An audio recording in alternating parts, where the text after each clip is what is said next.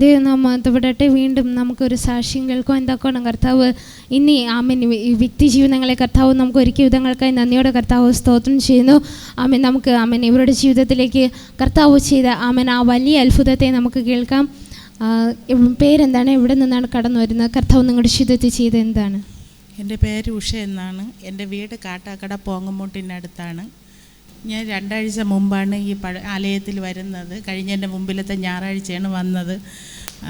ഞാൻ ഇങ്ങനെ ഒരു ക്യാമ്പിന് പോയിരുന്നു. അപ്പോൾ അവിടെ പോയപ്പോൾ ഡോക്ടർ ഇങ്ങനെ എൻ്റെ ബ്രസ്റ്റ് നോക്കിയിട്ട് പറഞ്ഞ് ഒരു മുഴ പോലെ ഇങ്ങനെ കാണുന്നുണ്ട്, ഫൈബ്രോയിഡ് ആയിരുന്നോന്നൊരു സംശയമുണ്ട്, RCCയിൽ പോകണമെന്ന് പറയുകയുണ്ടായി. അങ്ങനെ ഞാൻ എൻ്റെ ഊരുട്ടമ്പലത്ത് ശാന്തി എന്നവരുടെ ഒരു മാമിയെ വിളിച്ച് പറയുകയും അപ്പോൾ അവരിങ്ങനെ പാസ്റ്റർ നമ്പർ തന്ന് അങ്ങനെ ഈ പാസ്റ്ററെ വിളിച്ച് പ്രാർത്ഥിക്കാൻ വേണ്ടി ഒരു രാത്രി 10:30 ആയപ്പോൾ ഞാൻ വിളിച്ചപ്പോൾ പാസ്റ്റർ ഒരു ഗ്ലാസ് വെള്ളം എടുക്കാൻ പറഞ്ഞു. അപ്പം തന്നെ പ്രാർത്ഥിച്ച് അത് കുടിക്കാൻ പറയും.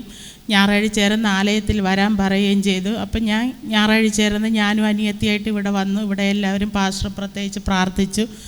ചൊവ്വാഴ്ച ചേർന്ന് സ്കാനിങ് ആയിരുന്നു. അങ്ങനെ സ്കാനിങ്ങിൻ്റെ തലേ ദിവസവും സിസ്റ്റർ അറിയില്ല, പേരറിയില്ല, ഞാൻ വിളിച്ച് പറഞ്ഞു. സിസ്റ്റർ പ്രാർത്ഥിച്ചു. പിറ്റേന്ന് ചൊവ്വാഴ്ച ഞാൻ സ്കാനിങ്ങിന് പോയി. അവിടെ ചെന്നപ്പോഴും ഡോക്ടർ പറഞ്ഞത് ഇങ്ങനെ ഫൈബ്രോയിഡ് ആണെന്ന് തന്നെയാണ് ബ്രസ്റ്റ് നോക്കിയിട്ട് പറഞ്ഞത്. സ്കാനിങ്ങിന് ചെന്നു, സ്കാനിങ്ങിന് കിടന്നു. അവർ ഈ തുണ്ടും അല്ലാതെ സ്കാനിങ്ങിനായിട്ട് നോക്കിയപ്പോൾ അവർ 3 cm എന്നാണ് എഴുതി തന്നത്. 3 സെൻറ്റിമീറ്ററോളം അതിന് വലിപ്പമുണ്ടെന്ന് എഴുതി തരികയുണ്ടായി. അത് കഴിഞ്ഞ് പിന്നെ സ്കാനിങ് നോക്കിയപ്പോൾ അത് ഫൈബ്രോയിഡല്ല, ചെറിയൊരു സിസ്റ്റാണ്. അത് വെള്ളത്തിൻ്റെ ഫ്ലൂയിഡ് കെട്ടി നിന്നിട്ടാണ്. അത് ഒരു 2 mm ഉള്ളൂ എന്ന് പറഞ്ഞു.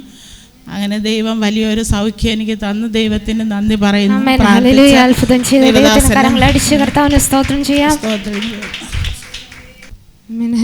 കർത്താവ് തങ്ങളുടെ ജീവിതത്തിൽ ഇരുവരും പ്രയാസത്താൽ കടന്നു വന്നൊരു ക്യാമ്പിന് പോയി.